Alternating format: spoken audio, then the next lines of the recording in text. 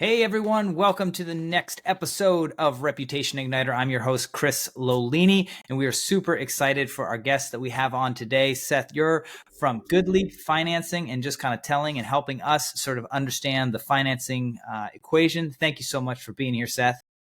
Yeah, thank you for having me. This is fun. Yeah, absolutely. So, as you know, in Reputation Igniter, we're always trying to help you elevate your game as an HVAC contractor, helping you figure out different avenues and channels that you can improve your business. So please like, subscribe, hit that notification bell. And if you are on a podcast, platform, make sure that you are subscribing to that podcast, as well as we are always trying to grow the audience. Make sure that you're sharing it with others so that others can be tapping into all the business leaders that we're reaching out to, connecting, and bringing on this show to give you an insight, a new perspective on your business, untainted, unfeathered, and just really letting you kind of deep dive into what's going on. And so the reason I brought Seth on today is financing is such a critical component to our businesses today, especially with the complete and constant increase in inflation and the prices of our systems just increasing. How do we continue to make ourselves competitive and also provide a good solution to the homeowners? And so why I think Seth is just a very unique individual to kind of speak on this is, he's got a law degree and an MBA. He's worked in China. He's really seen this, our whole industry kind of soup to nuts, worked for Goodman for a very, very good stint, especially during a very transitional time where they were building out the new plant. And so he's very well versed in contracts, very important. He knows everything from kind of distribution all the way through marketing. And so he's helping his team of roughly about 50 or 80 salespeople across the country really try to be a consultant to the business and help them sort of bring in financing as a component to allow them to open up what they can sell and how they can really provide amazing solutions for their customers. And so I think, Seth, you were telling me it's somewhere around 10,000 contractors you've trained at this point. So quite a few people, huh? It's a lot of people. Yeah. You spend enough time talking to people, you start doing the numbers, you're like, man, I have really spoken and trained a lot of people. So Yeah. Well, that's awesome. And I think the other thing too is just it shows your commitment to our industry and to just helping people really understand what I think is a pretty complex system, or at least maybe the way people think about it is pretty complex and kind of scary, right? That you don't want to get yourself in a sticky situation from a legal standpoint. So, I hope that we can kind of dive into a lot of that and maybe make this subject that might seem kind of intimidating, maybe to some of us that maybe aren't as savvy with numbers, maybe making it something that it really is kind of a no-brainer solution to really kind of opening up how you can serve your community locally a lot better with some additional financing options. So maybe, Seth, we can kind of start with, why was the financing component brought into the industry? Maybe just a quick sort of history, like when did this kind of start? Obviously now we have just incredible inflation, systems cost just very large sums of money, but people need them, right? So maybe just a quick genesis of like how we got to where we're at right now. And then maybe if you want to speak a little bit on like what you see the future of and how things are going, just so that we can kind of understand, that process and then what the trajectory is currently of the industry. Yeah, that's a great question. A great series of questions, and I'm just going to give my opinion. So there's probably some really smart people out there who would give a very different answer to this question. So this is just my opinion based on my experience. In terms of history, if you go back, let's say 50 years, and you find some car dealer and you say, hey, you need to start offering financing because trust me, in the future, every single car dealership is going to be offering financing. If he was over the age of 50 at the time, he'd probably be like, I'm not doing that, right? And the reality is that car dealerships today who don't offer financing aren't in business, right? It's not a thing.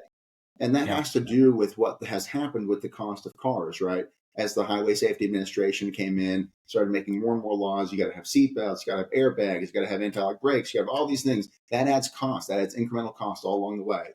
And so, a car used to be, $2,500, right? Yeah. Which at the time, if your average income in the United States is $40,000, $40,000, that's a pretty small percentage of your actual income. Yeah. Today, a car is $50,000 to $80,000. They're expensive. You want to buy a new car, it is so pricey. And as a percentage of the average income, which today I think is around $63,000, it's 80% of your annual income. Where it used to be, 5 to 10% of your annual income, or 15% based on where you fell. But it's changed, and inflation, increased regulation, all of those costs add up and increase the cost of a car. So what have we seen in HVAC in the last 10 years? The exact same process. Suddenly we're all concerned about GWP, the global warming potential. We're concerned about, you can't just go out and just release all of your refrigerant out into the atmosphere anymore. You got to recover that, right? Like, you get in trouble for that now. It's no longer just beer can cold. You're not just charging with R22 until it's beer can cold. Suddenly you got to have your instruments. You got to be measuring the pressure. It's different for different refrigerants. I mean, all of the additional government regulations, and whether you like them or hate them or think they're a good thing or bad thing, this is just economically, this is what happens, right? Right. Is they come in, now we have to have, we want to inverterize the market, right? Like, we got to switch our refrigerant, right? No more pistons. It's all TXVs at a minimum, right? Or a lot of them have EVs now in terms of your metering devices. So it's like, it continues to go up. The SEER rating, right? We see that change. We just had a SEER change. We're going to have a refrigerant change next year. We had the furnace efficiency regulations that went into effect a few years ago. All of those things, they keep on taking, PSC motors are no longer allowed, right? So it's all ECM motors. So every time you have one of these changes, you're adding incremental cost to that unit. Then you add to the fact that we just spent $7 trillion, and, most people pay, real inflation is, 20 to 30% higher. And our industry, HVAC costs have gone up. I mean, we're up 40, 50% over 3 years ago. We're up like 4 or 5x over 10 years ago. So we have the exact same path that everybody who is in the auto industry already went through. And so you don't have to look back very far to see, okay, what's the implication, right? If you're in the auto industry not offering financing, you're dead in the water, because it's the only, people don't have $50,000 to $80,000 to write you a check. Right? Today, people don't have, $14,000 to $18,000 to write you a check for your HVAC system. They don't have it. If you look at the numbers, so I guess the history is, of course, that as everything got more expensive, right? Necessity is the mother of invention. As everything got more expensive, people were forced to adapt, and the people who adapted most quickly are the ones who have really benefited the most from this. If you look at people who were offering financing 10 years ago on every single job, most of those companies are gigantic companies now. I mean, they really blew up. You look at, take an example like Ishmael NextGen, right? I went to his shop when he was a $20 million shop, and he was trying to get his Amana, VMI going. And he was growing like crazy. He was offering financing on every single job. He just exploded in growth. You look at all of Peterman, they offer financing on every single job. You look at all these companies that are huge companies, and all of them adopted quickly and early. They saw what was coming, and they just, boom, offer financing every single time. And I'm the financing guy, so people always think it's like, well, that benefits you, right? It's so self-serving. It's like, look, that's also true, but it's also true that you're not going to sell anything if you're not offering financing, right? You're going to sell less and less. So again, love it or hate it, but the whole rule is adapt or die, right? Yeah, I mean, I like the analogy of the auto industry too, because I think it's something that's so relatable and understandable, right? What we're going through in the HVAC industry is not something unique to our industry. This has happened before, right? And most people, I guess I'm speaking on opinion, but I think there's data to support this, right? Like, most people do not go to an auto shop with a bag full of cash expecting to pay outright for that, right? It is just, I'm financing this, like you're saying, because most cars, if you want a nice car, is like 80 grand or more, which is just incredible, right? And so to your point, it's one of those things that, like, it's not if, it's just like when, right? Are you going to change over, right? So I know when we were talking, you'd given some statistics that was like pretty impactful. Like, what would you say, like, right now, what percentage of the industry is like fully converted on board with this financing versus the amount that maybe aren't yet there? And what do you think's maybe holding those people back? That is either a valid reason or maybe not a valid reason, or just ignorance, I guess. I don't know. Yeah. It's if you look at the industry, it's a weird, it's what people would call a bimodal distribution, meaning there's a whole bunch of people who don't offer. And then there's some people who offer all the time. And there's not very many people in the middle who aren't offering too much, right? And so the top 10% of dealers by size, and by size I mean gross revenue, are financing 90% of the dollars. Okay. So, and they don't dominate 90% of the landscape, but they're financing 90% of the dollars. And Okay. so you look at that and you have to ask, okay, are they big because they're financing, or are they financing because they're big? I Yep. think it's pretty obvious if you think about the business cycle, you don't get big unless you have margin left over after you pay all your people that you can reinvest back into the company. Right. And the only way to have extra margin is to be able to charge a high enough price. And you Yeah. can't charge a high price if you're not making it affordable in some other way, right? So Hmm. I always ask contractors, say, if you go out to a house and you don't get the job, what's the number one reason you didn't get that job? And inevitably they will say something to do with money, right? They didn't have the money. They thought we were too expensive. They wanted to get more bids, blah, blah, blah, right? So you have two ways of dealing with that if you're a contractor, right? Like I can either lower my price and give up all my Hmm. margin, or I Yeah. can restructure the way that you pay for this. Which one seems like a better option for your company? Yeah. Give them payment options, right? Mhm. And so that's the cycle. That's the business cycle that we see consistently. You have to offer financing if you're ever going to charge mid to premium pricing, which is what you're going to have in order to grow your business. Yeah. So you're saying that there's 10% of the industry that offers financing 90% of the time, and they're usually the largest ones, right? So, That's not quite. I'm saying that 10% of the industry um, captures or funds 90% of the financing dollars. oh wow, okay, Yeah. So I don't know if they're offering 90% of the time. I wouldn't know gotcha. that yet. I just Sure. know by the numbers, the really big guys, they're the majority of the stuff that's getting financed out there. Okay. And like you're saying, Yeah. are they big because they're offering financing, or are they offering financing because they're big, right? And I think like you're saying, they're big because they're offering financing. This is an option. This is allowing them to, be more competitive in that Yeah. landscape, right? So it's definitely Yeah. something somebody should look at. Now you were saying it's bimodal, right? So like what percentage of the market would you say is offering it sometimes, and then what percentage of the market is not offering it at all right now? Well, I'll tell you this. Today, only about 15 to 20% of all installs are financed. Okay.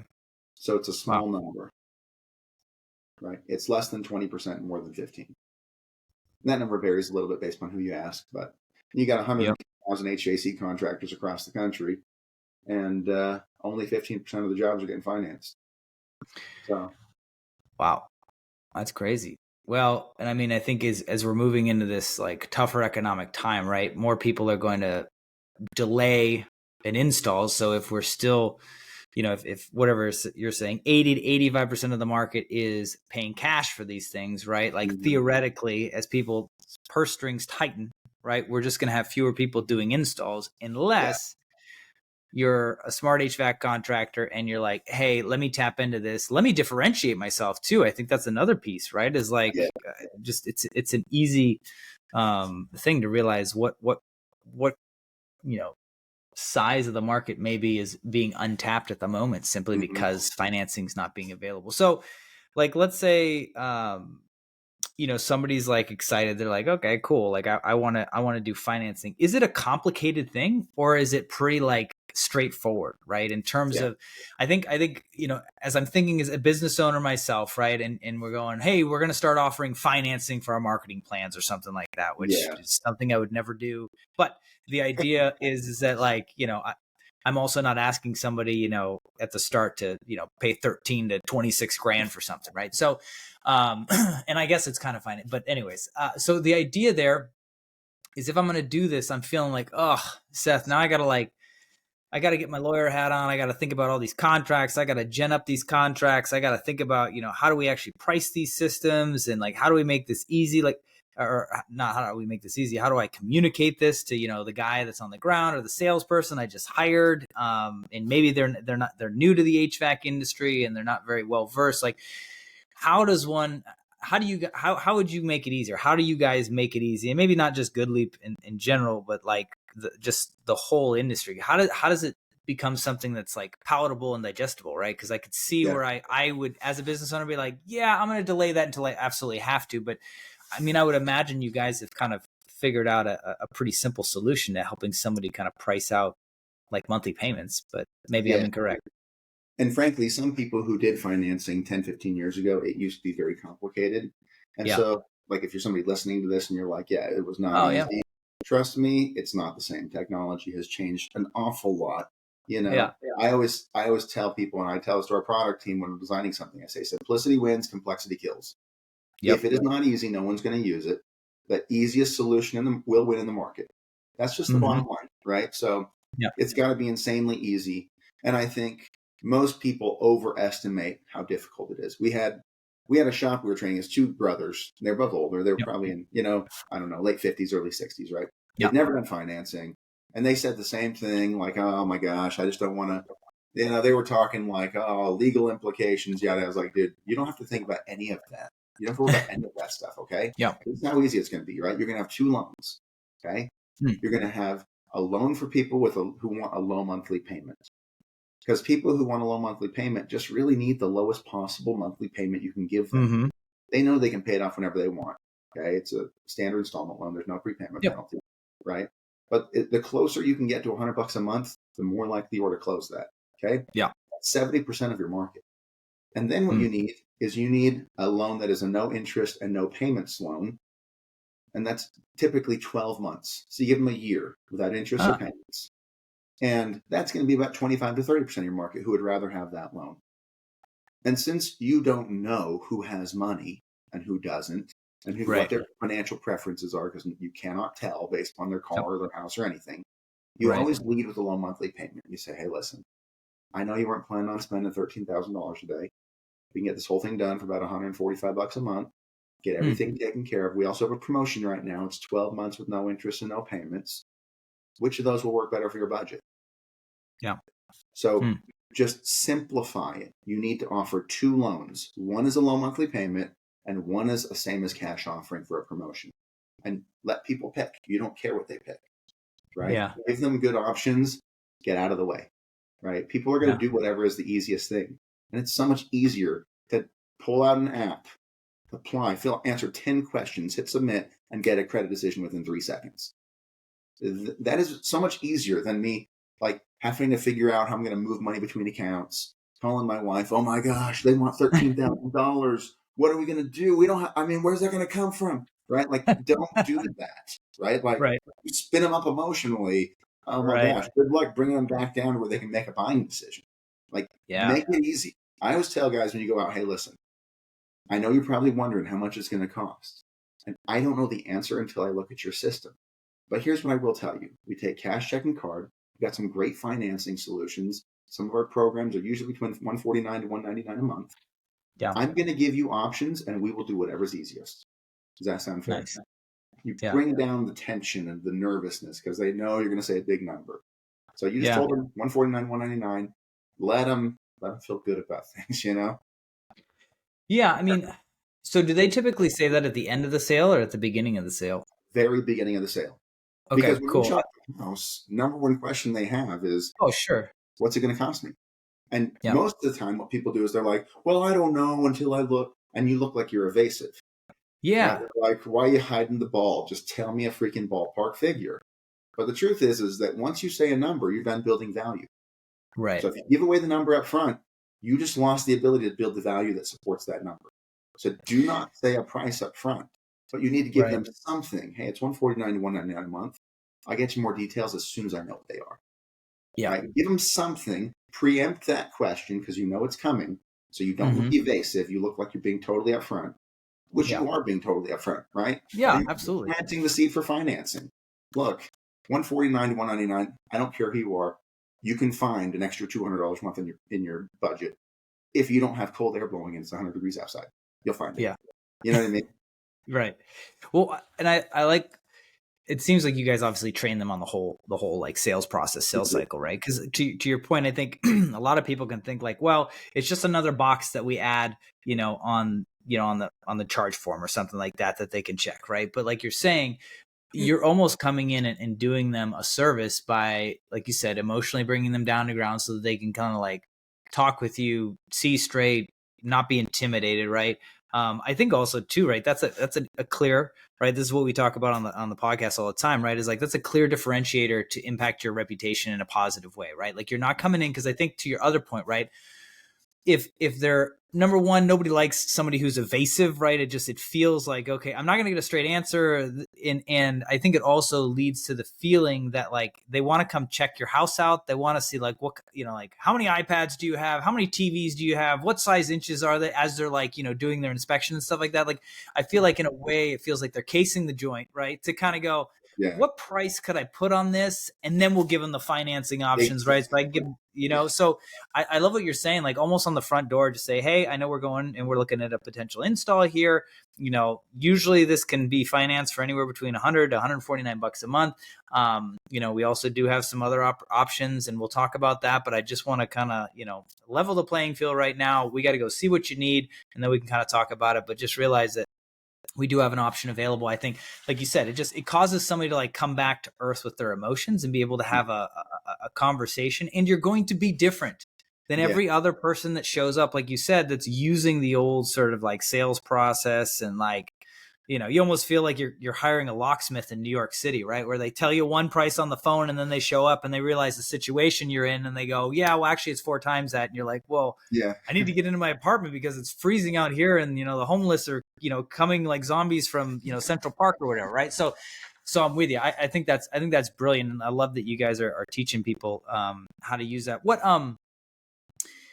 for you guys, do you provide like a type of training? Is that something that you train, the general manager? Do you train the owner? Do you train the owner, the general manager, and, the salespeople on that? And like, what's that look like? Sales training. Okay. Yeah. We'll typically, based on the size of the company, I mean, a smaller company will just do a Zoom, right? We want all the salespeople. If you're going to be interacting with a customer, we're going to be talking pricing. We want to train you how to do finance, right? So it's a full-blown sales training, and we get a lot into. There's a lot of advantages offering financing, right? Like, so we'll train the salespeople. If it's a larger company, we'll fly out. We'll do an on-site training for them. Join their sales regular team meeting type deal. Yeah. But the thing about financing is, like, you think about it from the homeowner's perspective. If I buy a high efficiency system, when am I going to realize the benefits of that high efficiency system? I'm going to recognize the benefits in my energy bill incrementally every month for the next 10 to 15 years, right? So why would I pay for it all up front? Why not match the benefit with the cost? Right. So why don't I receive, $80 off my monthly electric bill and pay $140 a month for my new HVAC system? Because my net budgetary impact is only going to be $60 a month. That's so much easier to swallow than, please give me $14,000 right now. And by the way, I promise it's going to save you some energy down the road. Right. Like, that's a hard value proposition to make. So that's another big advantage. Another advantage is that, when you tell a homeowner, if you don't say anything about financing, right? And I say to you, hey, Chris, it's going to be $12,000. Where does your mind immediately go? It goes to how many dollars are in my bank account and what is my remaining balance that's available on my credit card. And here's the thing. Those are fixed numbers. There's no flexibility in there. How much money, here's the next question, how much money do you have to have in your account in order to comfortably write a check for $13,000? It's a lot more than $13,000. Okay? Yeah. So the vast majority of people don't even have $13,000 in their account. Right. I think it's like negative. It's like negative 1,000 or what, something like that nowadays, right? It's like, it's crazy. If I'm thinking my credit card and I know that I've got $9,400 of available credit balance on my credit card, which I really want to max out, you had better tell me a number under $9,000. Right. Well, the answer is 1,000% no. I will not do it. I can't do it. I financially cannot do it. So you have to make it easy. Right? If you make it easy, they will buy the best that they can afford. Yeah. People will always buy the best they can afford. If the only thing they can afford is your just base efficiency garbage, that's all they're going to buy. Yeah. I mean, and then I think, now, we just bought a new house, moving down to Dallas. We rented, right? So we were renting this house and we did it sight unseen, right? So long story short, just the heating, the HVAC, like just the electrical costs were just insane for this old house, clearly built in the 90s. the homeowner was a bit of a slumlord. At least that's how I kind of feel when I walked away from it, right? But like hadn't changed out the HVAC system itself. So it was like the one from the 90s trying to heat this house that just had terrible like wind would whistle through the doors and the windows and all that kind of stuff, right? That was a 2,200 square foot house. We just moved in. It's a brand new house, like just constructed, right? It's like near 4,600 square feet. Mm-hmm. We moved in August, by the way. So like, in Texas, it's like July and August, two hottest months, right? Oh, yeah. Our energy bill in our energy bill in August in a place that was twice the size was half the cost of what it was in the previous one, right? And I think to myself, right, like let's just assume that I was in the same house and it was just the fact that I had an old HVAC system, right? Yeah. But if you came in and you said, like you said, it will only cost you let's just do $150, right? But you're going to recognize a savings in your energy costs of like 50%. Like I'd be like, heck yeah, like you're going to save me $400 and it's only going to charge me 150. Like that's such an easy math equation. And I think the other piece, right, because I'm thinking from the business standpoint, is like if you own an HVAC company, how excited and happy is your customer going to feel, right, after making that sort of exchange? Be like, yeah, we're actually up $300 a month, right, thanks to this new system, right? And for me, it's like, dude, that builds so much goodwill with your customer that they're going to recommend you, right? Instead of feeling like they just got fleeced for $13,000 or $26,000, right? Where they had to, they're shaking as they're writing that check because they're like, all right, we got to take little Timmy out of private school, and little Cindy's not going to cheerleading camp anymore, right? Because they got to make sure that the dogs don't die in the summer. I just think that's a really smart way to create an option for your average homeowner, especially as things are getting even crazy. So, I heard a quote the other day, and I can't remember who said it, and so I don't know who to attribute it to, but it was some like big business tycoon or something like that, And he asked a question. He said, "What is one thing that I can do today that will make everything else either easier or unnecessary?"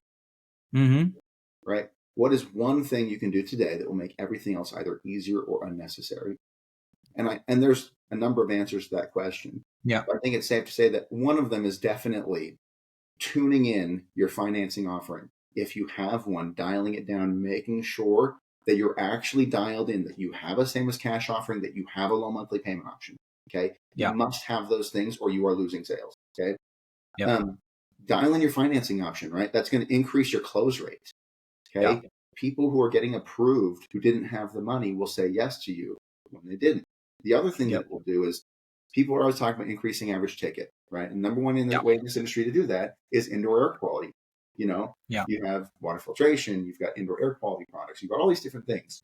And the number one reason people don't offer IAQ, people don't sell IAQ is because they don't offer IAQ.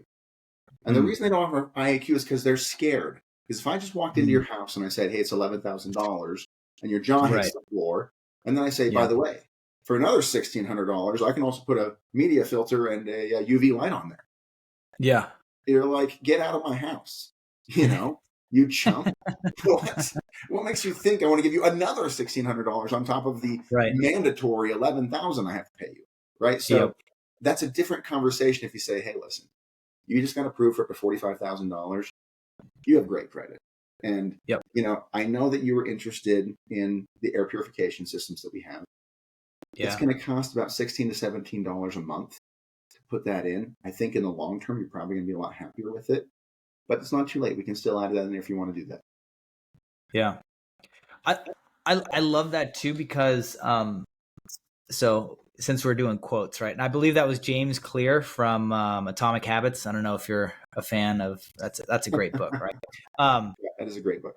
But another one that I live by a lot, especially as a marketer, right, is like people love to buy things. They hate to be sold, right? So it's like, everybody wants to buy the new iPhone, right? And for all you Android users out there, I don't mean to offend you, but like everybody wants to buy that new iPhone. So like you're saying, if you're like, hey, for 16 extra bucks, you can really kind of, level up the system that you got. It's going to improve, resale value of the house. Like it's just your quality of breathing and, the family, right? If anybody's got asthmas or allergies or any of that kind of stuff, right? It just, like you said, like what is $16 a month, right? Like that is a very low coffee habit, right? And so I think it's one of those things that really, like you said, gives you opportunities to open up some other stuff and really just feel like you're on the side of the customer if you deliver it right. You look at your iPhone example. What percentage of iPhones sold are the base model, the 128 gigs?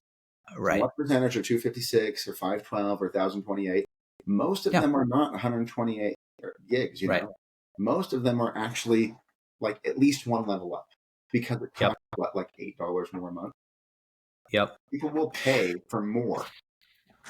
Well, maybe, and maybe you don't have stats on this, but I'm just thinking through like the sales process too, right? I would imagine that, like you had mentioned earlier, right? When value is clear, decision is easy, right? And so, in a way, I would imagine that you also probably shorten sales cycles, right? Because you're giving them an option that is much more palatable. So now you're also reducing the amount of time that your salespeople have to follow up. They got to badger, because all these other things, like those actions, although necessary to close on some of these bigger deals, to me are relationship damaging, because anytime you get nobody wants a call from a salesperson, for goodness sake, right? So it's like, in a way, you're almost putting yourself not only at a disadvantage because you can't be competitive because it's got to be all cash, but on top of that, you're also going to have them be, hounded by a salesperson, right? And I think there's a lot of guys out there who probably do one follow-up call and then they just sort of ditch it, right? As opposed to just realizing somebody's maybe not in the finance. But, do you feel like, or do you have numbers around like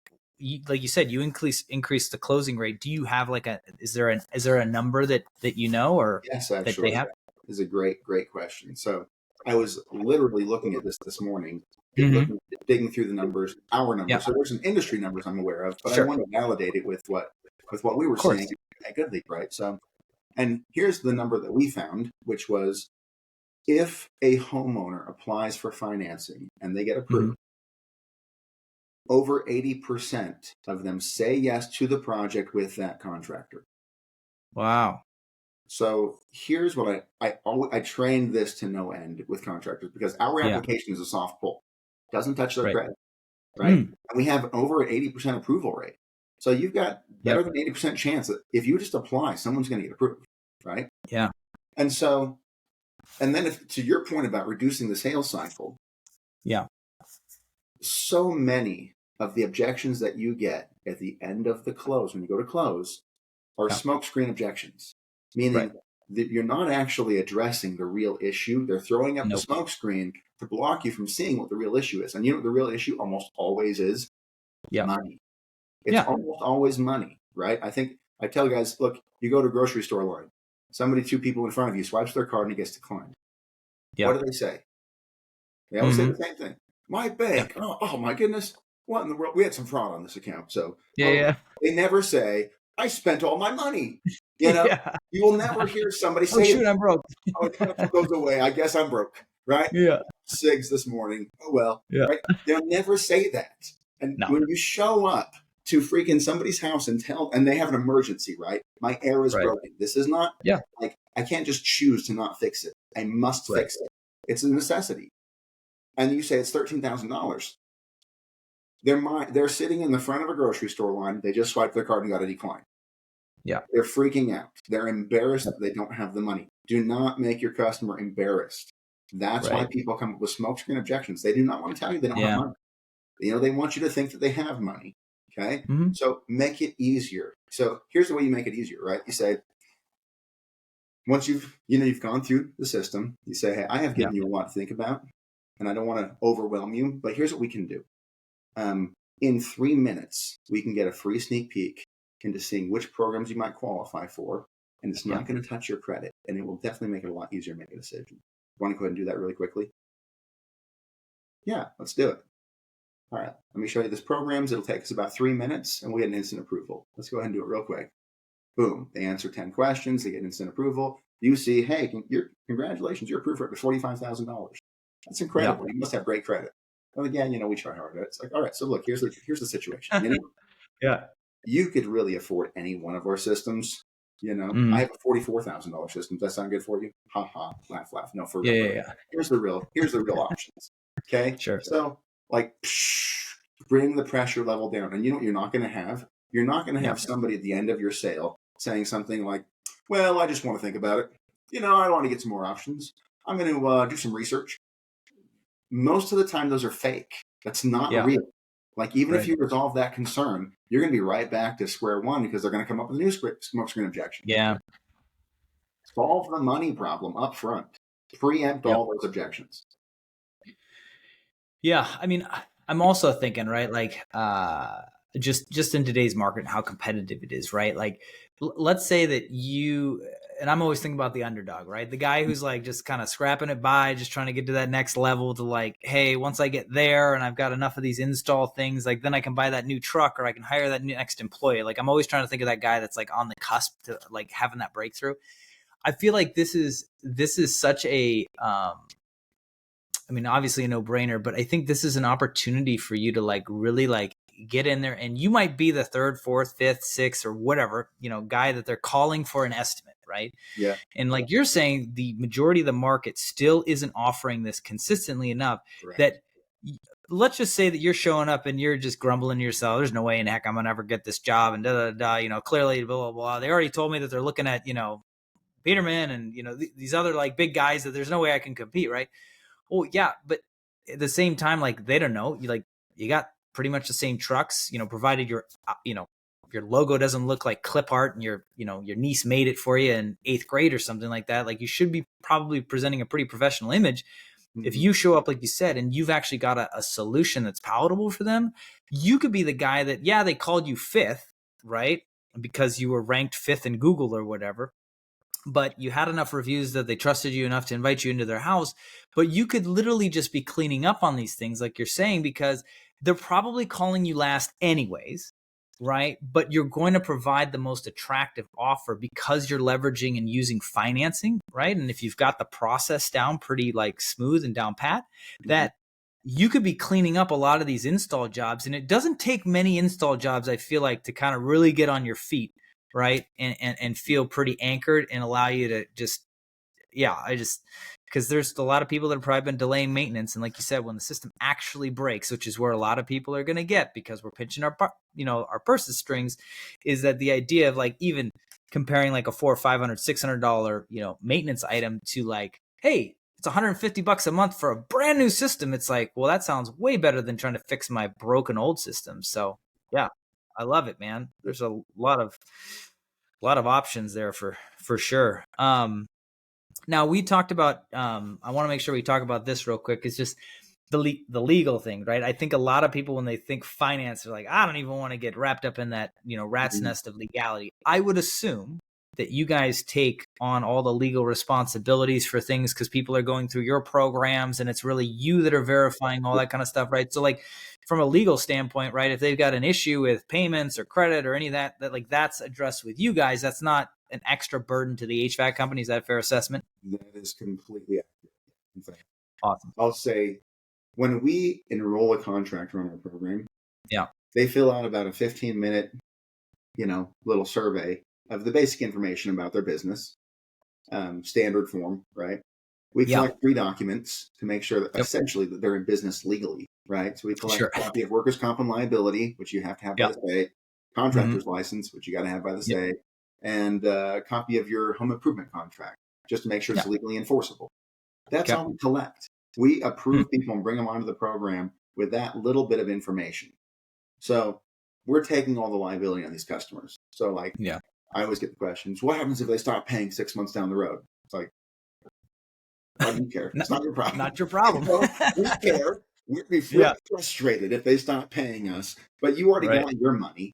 You're good, right? Like you got paid, you got your job. Now we got to worry about how to get the money from the customer, right? So I've talked to contractors. I wonder if you've actually run into this as well, where they don't have a financing program. They're like, when it's like a rough situation, like we'll just do it in-house. We'll finance it in-house. Yeah. I bet your accounts receivable are just blowing up. And they're like, I say there's 2 things that banks are really good at. They're really good at assessing creditworthiness, whether or not I should give you money. And they're really good at collecting money. And there's 2 things that contractors are really bad at: assessing creditworthiness and collecting money. right? So if you're running your Yeah. own in-house financing program, you're just asking to be Oh yeah. hosed over and over again. It's so foolish. Don't do it, right? Well, it's just, yeah, it's not a matter of if, it's just a matter of when. And you've probably, honestly, if you're not offering financing, it's probably because you got burned a couple of times by doing your version of financing in Yeah. house, right? And it's scary. So I get that. Well, awesome, Seth. So as we're kind of wrapping up here, there's one last question I want to ask, and obviously in subsequent episodes we can dive deeper depending on what kind of comments we're getting on this this video, because I think you're a wealth of information just with all your experience. So I appreciate you taking the time.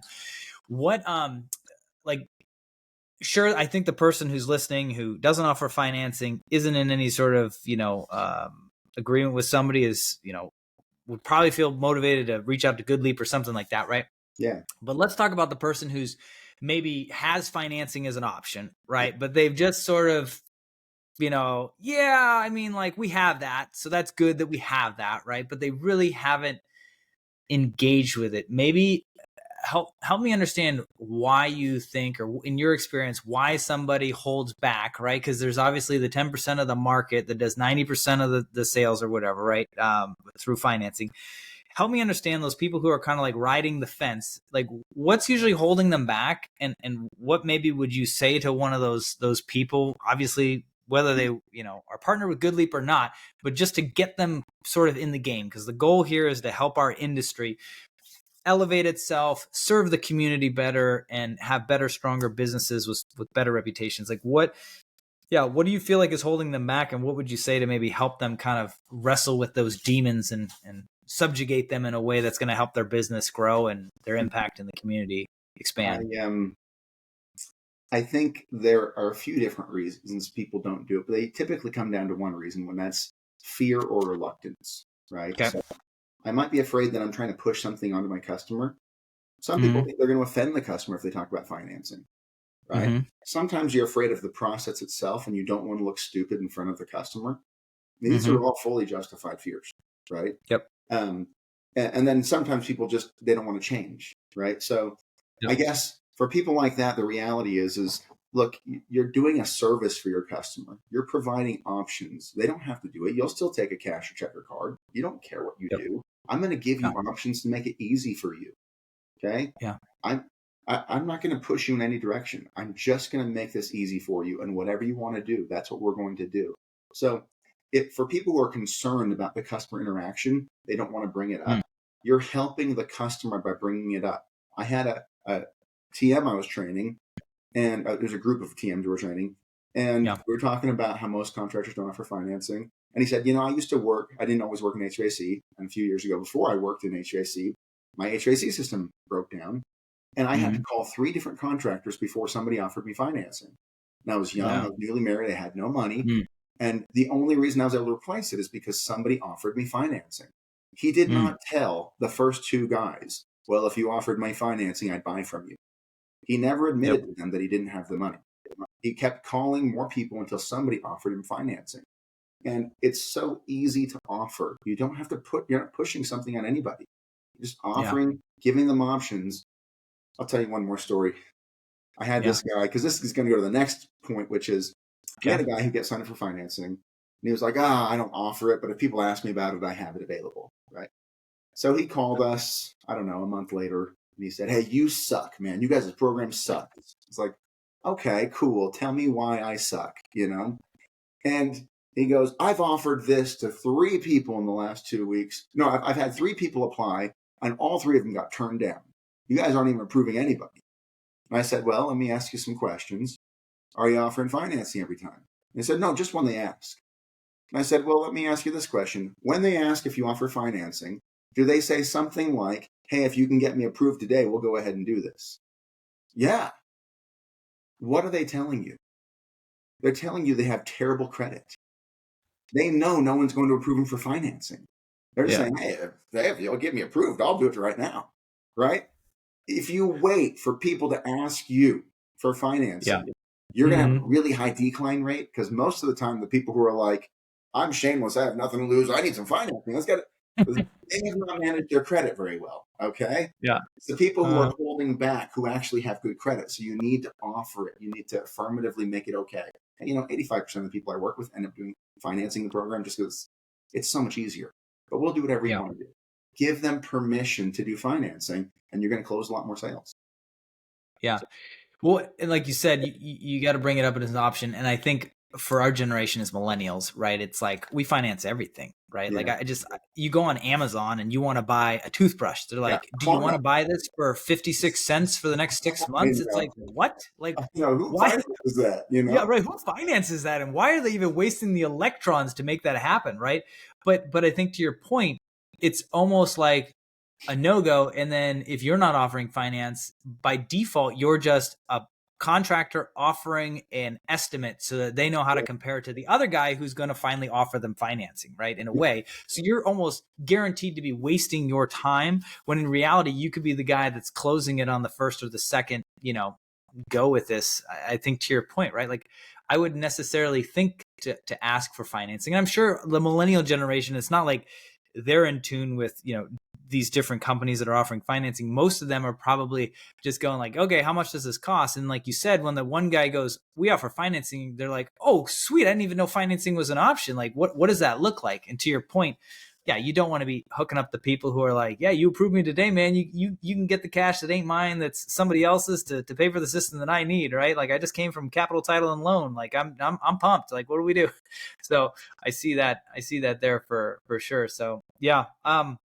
And I think to your point, the impact on the customer interaction is always a fear. I think that's what holds back us as business owners of changing anything in our business, right? Because like if we've got business, there's revenue, like we're afraid of doing anything differently than what we're already doing. We might screw something good up because maybe we haven't figured out what that secret sauce is, right? So I think that's a very valid fear. But I think to your point, right, if you look at it like, hey, and let's say that, you've been with one of these companies for 3-4 years and you just haven't used it, right? You just say, hey, just so we do offer financing, and it's something that like is still fairly new, and we're offering it more frequently just to help our customers out. And so, just bear with me if we run into a little bit of a hiccup here. It's just because we're learning this process because we know how important it is to our customers, right? I think it's really easy to kind of ask for that understanding. And I think most people would be totally understanding of that. It's different. It's not like you're going in for brain surgery and the brain surgeon's going like, yeah, I mean, I studied really hard in school and, you're the first brain I'm operating on, right?